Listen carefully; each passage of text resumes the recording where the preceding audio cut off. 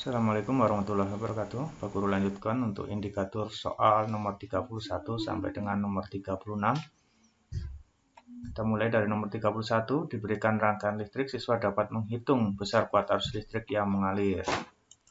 Contohnya semacam ini, ada rangkaian listrik di mana hambatannya disusun secara campuran, ada yang seri, paralel. Bagaimana cara menghitung kuat arusnya?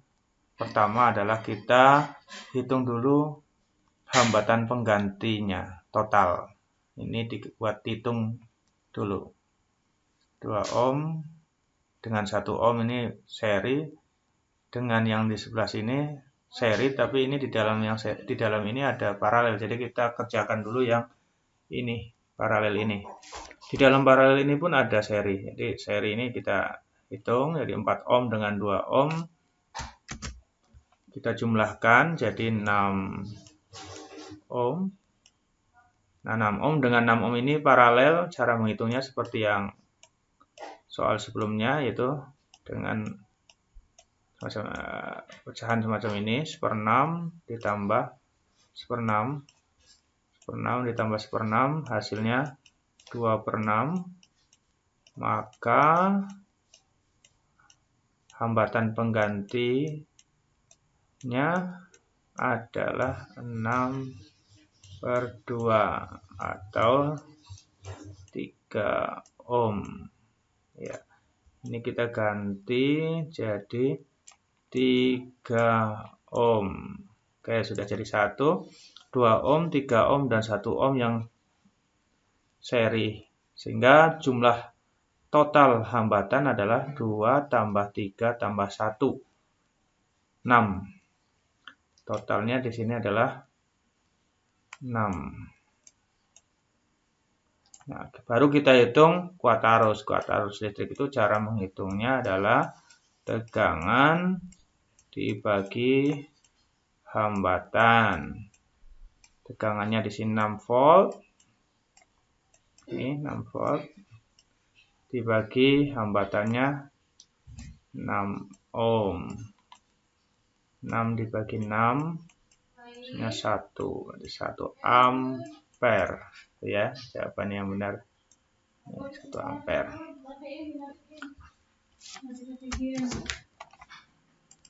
Nomor 32. Diberikan data pemakaian listrik di rumah tangga, siswa dapat menghitung biaya listrik per bulan. Ya, kita lihat contoh soalnya seperti apa. Ketika tarif harga net listrik per kWh adalah Rp300, pesawat TV setiap hari bekerja rata-rata 4 jam. Ini dipakainya 4 jam per hari. Jika alat ini dihubungkan dengan sumber tegangan 220 volt dan memakai arus listrik 0,5 ampere per bulan, maka biaya pemakaian energi listrik per bulan atau 30 hari lah. Ini cara ngitungnya tinggal kamu hitung ini. Rp300 kali 4 jam kali 220 volt kali 0,5 ampere kali 30 hari. Nih, tinggal dihitung ya. Tapi yang ini jangan dulu, karena hitungannya per kWh. Jadi nanti hasil akhirnya dibagi 1000. Kita perkaliannya itu ini dikalikan boleh, nanti yang penting diingat hasil akhirnya dibagi 1000. Nih, yang ini dibagi 1000 harusnya. Sebelumnya ini harusnya dibagi 1000 dulu, karena nanti hasil perkalian ini masih watt hours, belum kilowatt hours. Oke, kita hitung. Anggap ini kita bagi 1000 dulu. Nanti ini nolnya hilang, satu lagi nolnya hilang. Ya, oke. Jadi 30 kali 4 kali 22 kali 0,5 kali 3. 30 kali 4. Ini aja dulu, 0,5 kali 4, 2 setengahnya kan. Mana lagi yang gampang dulu. Oh, ini 30 kali 3, 90, 90. 90 kali 2, 180. 180 kali 22. 2 kali 8, 16. Sini berarti 6. Ya, 396. Ini bisa kalian hitung sendiri lah. Nolnya 1. Ini jawabannya. Oke. Lanjut. Nomor 33. Disajikan gambar pembuatan magnet dengan cara digosok, siswa dapat menentukan kutub-kutub yang terjadi. Nah, ini ada besi. Kalau besi kita tahu nanti hasilnya tidak permanen ya. Beda dengan baja. Dan yang digunakan di sini untuk menggosok adalah kutub selatan. Yang digunakan kutub selatan dan arahnya ke sini. Maka terakhir bertemu dengan kutub selatan adalah lawannya kutub selatan. Atau pertama bertemu teman. Berarti kutub A ini nanti akan jadi kutub selatan, sedangkan B menjadi kutub utara. A kutub selatan, B kutub utara. Ya. Pertama bertemu teman atau terakhir bertemu musuh. Ya bolehlah begitu untuk mempermudah hafalannya. Yang penting utama perlu diingat arahnya ini. Arahnya. Berarti nanti bisa ketahuan mulainya dari mana atau bertemu pertama dengan siapa. Kalau ini kan bertemu dengan pertamanya dengan A. Beda dengan arah panahnya ke sini. Kalau arahnya panah ke sini berarti yang mulai bertemu pertama ya B. Jawabannya lain ya. Mudah-mudahan paham semuanya. Kita lanjut untuk yang nomor 34. Diberikan skema transformator, siswa dapat menghitung kuat arus pada kumparan sekunder. Nah, ini ada transformator dengan 40 lilitan yang pertama. Kumparan pertama 40 lilitan, kumparan yang kedua 400 lilitan. Kemudian kumparan kedua dihubungkan dengan tegangan 240 volt. Di sini ada hambatan, untuk kumparan pertama ada hambatan 8 ohm. Ditanyakan kuat arus. Kita tahu kuat arus itu tegangan dibagi hambatan. Tapi di sini tegangannya belum ada. Yang ada di sini. Untuk mencari tegangan di sini kita gunakan lilitan ini.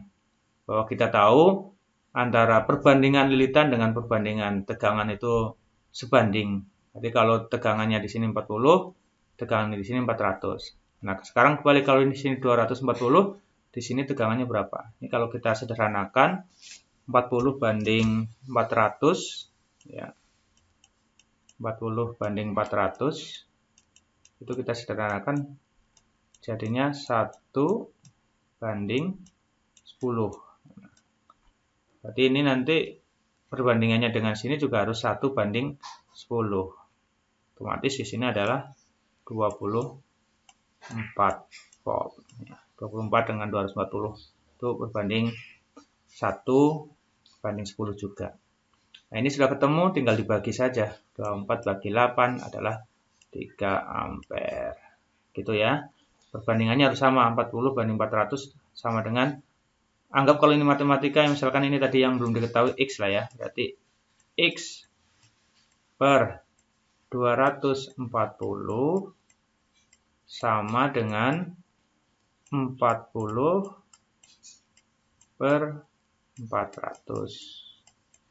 Ya, jadi kalau dihitung secara lebih itu lagi, X per 240 sama dengan 1 per 10.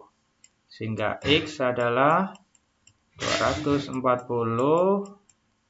kali 1 bagi 10.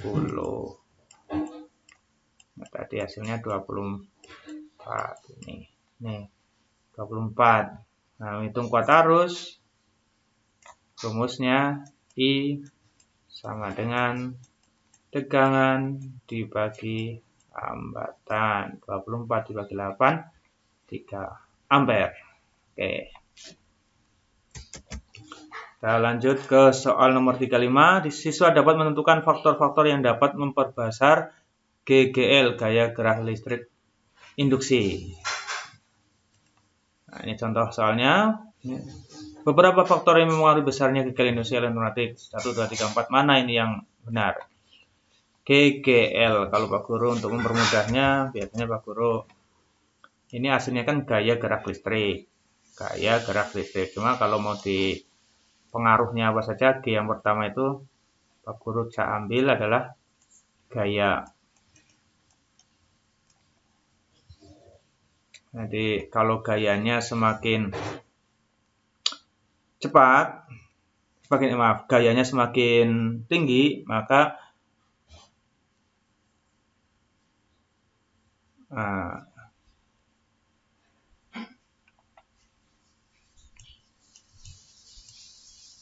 besarnya GGL juga semakin tinggi. Kemudian ini gerak, berarti kecepatan. Nah ini L lilitan. Nah, jadi kalau geraknya semakin cepat, GGL induknya juga semakin besar. Lilitannya semakin banyak, GGL-nya juga semakin besar. Jadi ada 3. Ya meskipun kalau mau diringkas ya ada ini 2 ini, karena gerak dan lilitan nanti yang menghasilkan gaya besar. Oke. Jadi kita cari gerak sama lilitan. Ini lilitan, ya, terus ini gerak. Kalau arah garis gaya enggak, kalau besar gaya iya. Arah lilitan tidak, kalau banyaknya lilitan baru ya. Jadi yang betul adalah 1 dan 3. Ya, kita lanjut yang soal berikutnya, terakhir. Soal nomor 36. Disajikan model molekul, siswa dapat menunjukkan model molekul senyawa. Nah, ini contoh soalnya, mana di antara 1, 2, 3, 4, 5 ini yang molekul senyawa.